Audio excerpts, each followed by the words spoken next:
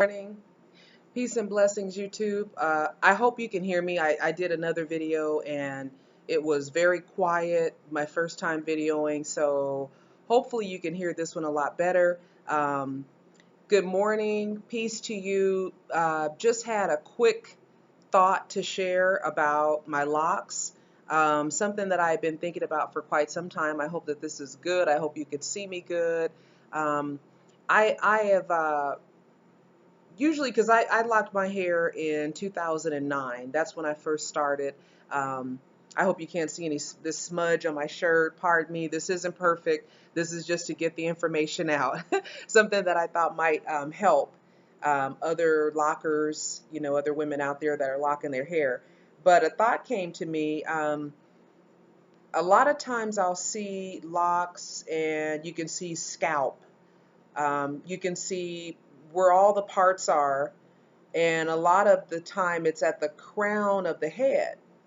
And I know for me, at the crown of my head, it's thinner than the rest of my hair. So when I first started getting all the information from YouTube, I've been learning. It's still a learning process, so nothing is perfect. I'm still learning. I'm still, working on figuring out what the best thing is for my hair, how I look, uh, what the best style is, all this stuff. I'm still learning. So I by no means know everything. I'm not a guru in this. I'm not a loctician. I'm not a lockologist. I'm just somebody who said I was tired of my hair falling out and I wanted to do something about it back in 2009. So just really quickly, a quick story about me. Starting with that, 2009. My hair was natural. I cut my hair off twice, had a tiny afro. I had been contemplating having, a small afro for quite some time. And I hope this is better. I don't mean to keep moving around and adjusting the camera, but hope this is a little bit better.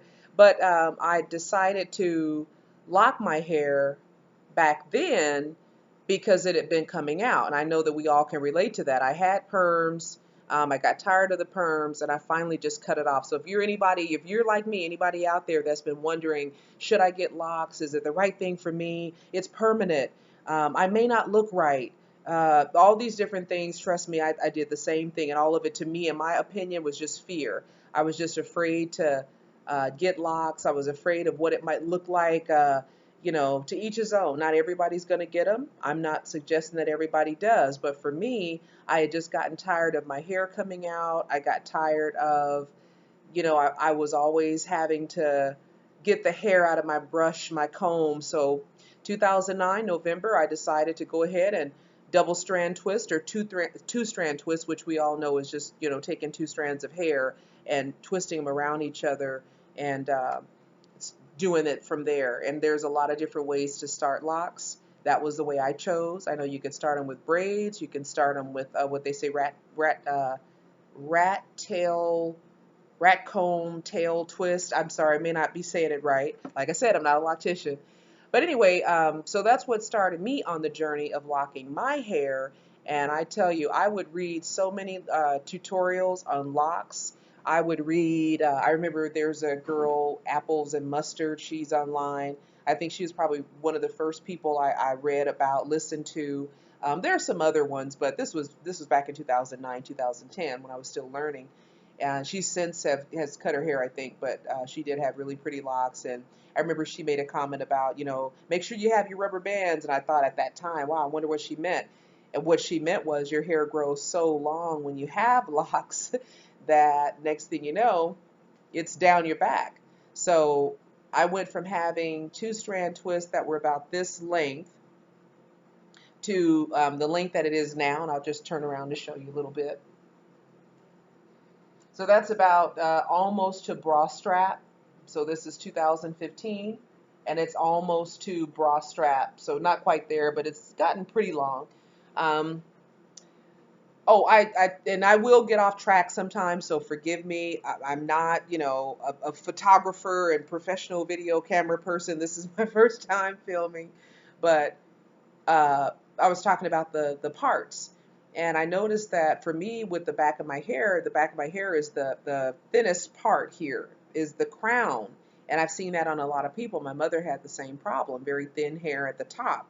So one idea that I had from looking at YouTube, of course, there's such a thing as free-forming your locks. Um, I decided to freeform my hair once. I made a terrible mistake. Don't make the same mistake that I did. Freeforming is where you just kind of let your roots go.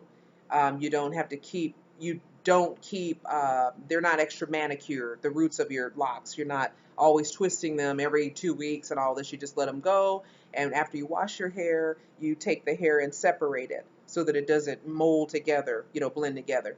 So, I started to try to freeform my hair. I didn't know much about it. I started brushing my roots when I did that. Big mistake. Don't brush your hair when you're freeforming your locks. Don't brush it. I brushed it so much that I hadn't even realized what I was doing until one day I looked and realized that one of my locks was hanging on by a thread. Literally a skinny piece of hair that I had on my head because I had been, brushing, trying to make sure it was a good professional look for work and all this. So don't do that. But I figured that if I like the height on my hair, and I tried to adjust my exposure on the camera so that you could possibly see how thick the top of my hair is. Excuse me. At the top, it's really, really thick. Like you can see it. If I'm not mistaken, you can probably see it really good. It's very thick, very bushy, and I keep it like that on purpose because when my hair, for my oval shape, now this is just something I came up, I noticed about my own features, my own hair. When I have hair, when my hairdos are too flat on my head, it just makes the appearance of my features and head look to me, I don't like it. So I like height. And when you have locks, unless you put a bun or something up here, it's difficult to have height on your locks. So what I decided to do was, I'll bring it in a little closer. I decided to let my hair at the top freeform, and that's how I get the puffiness, the bushiness that I want, so that I have height at the top. You can kind of see it when I turn to the side. There's a little bit of lift, and I get that from free forming, not, I interlock my hair. That's why if you notice on my hair, there's kind of a bumpy texture.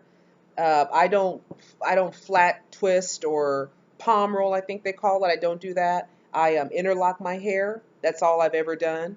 I started palm rolling it when I first twisted it, and it was a hassle for me.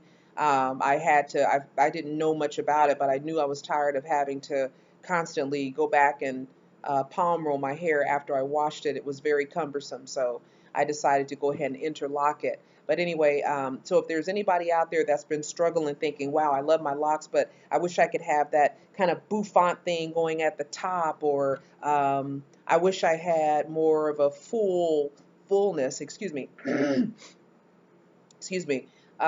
That's something I think you should do. I think it's a good idea. Um, it leaves it where even if I wear a ponytail, if I part it, you can't see every part. Now, sometimes I'll have parts showing when I first, if I wash it and I want to get a little bit more kemp and gets a lot of fuzz, sometimes I will. But right now, if you notice, you can't really, really, really see my parts. You can to an extent, but not very much, and that's the way I prefer it. I'll brush my roots just a little bit, but not where I'm just going crazy. The story behind my bangs, long story short, when I was free-forming it, when I was free-forming my hair, the brushing was taking it out. Now, of course, if you notice, I have a little color here also. I was coloring my locks at the top. I had a mohawk of color here, and I didn't really know what I was doing. I was, I color it, and then it wasn't as light as I wanted, so I'd color it again, and that next week or so, and that's just way too much color using chemicals, and I knew better, but I was determined to get that blonde mohawk, down. I loved the way it looked on other people, so I wanted to try it. And unfortunately, I dyed it too much. It dried it out. And over the next course of maybe 2, 3 months, I noticed that the ends of my locks, which used to be down here in the front, they started to fray. So I would just start pulling them apart. And next thing you know, I had blonde bangs. um, but when I was doing the freeforming prior to that, I'm kind of merging stories, but uh, long story short, the brushing of the freeformed roots made my hair thin out in certain places. So I had these skinny pieces of blonde hanging off of the dark lock that had grown out, and it looked terrible.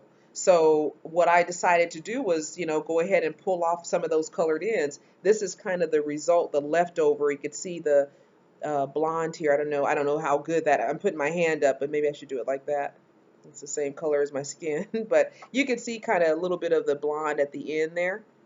And that's just because it's the leftover and I thought it was kind of cool, so I left a couple of pieces here and there. But make sure you know what you're doing when you color your hair. Make sure you read the instructions. Make sure you're not trying to, I really want it light, because you're going to dry your hair out with, I think there's alcohol or whatever's in the, just be thankful for the hair that you have. Take care of your locks. Eat properly. Nutrition has a lot to do with the way your locks come out looking, like the way they turn out. You know, I see finally there's a glare in the mirror back behind me. So just those thoughts, really be careful with what you do with your hair. If you want locks, I think a lot of people don't realize it's just like your hair, natural hair. If you want it to shine, if you want it to be voluptuous and glorious, you have to make sure you're not over processing. I don't think it's necessary to have a lot of chemicals, a lot of products in our hair with having locks, because I've never, the only thing I've ever really used was olive oil for a little conditioning and shine, for my roots, but I seldom put anything on my roots themselves. I mean, on the shaft of my hair, I'd seldom do that because I just feel like it's overkill. Again, this is just for me. That may not work for you, may work for you.